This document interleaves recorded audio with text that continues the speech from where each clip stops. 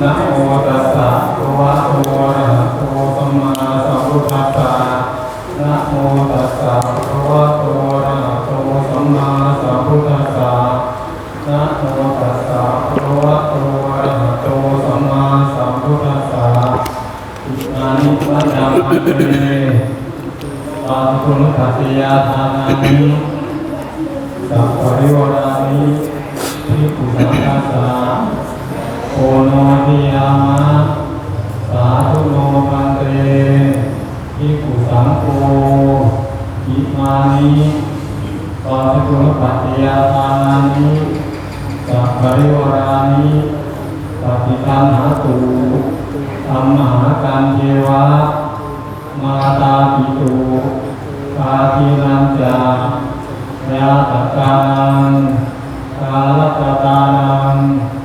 อิคารตังอิตายะสุขายะข้าเดชท่านพระสงฆ์ผู้เจริญข้าพเจ้าทั้งหลายขอน้อมถวายปัจจัยบางสกุลทั้งหลายเหล่านี้แด่พระภิกษุสงฆ์ขอพระภิกษุสงฆ์จงรับปัจจัยบางสกุลทั้งหลายเหล่านี้ขอพวกข้าพเจ้าทั้งหลายเพื่อประโยชน์และความสุขแก่ข้าพเจ้าทั้งหลายมีและญาติข้าพเจ้าทั้งหลาย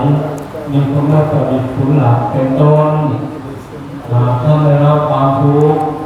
ขอจงพ้นจากทุกข์หากท่านได้รับความสุขขอให้สุขยิ่งขึ้นไปตลอดกาลนานเถิดสาธุขอพวกเราจงอนุโมทนาทานพร้อมกันเถิดเจ้าข้าสาธุสาธุ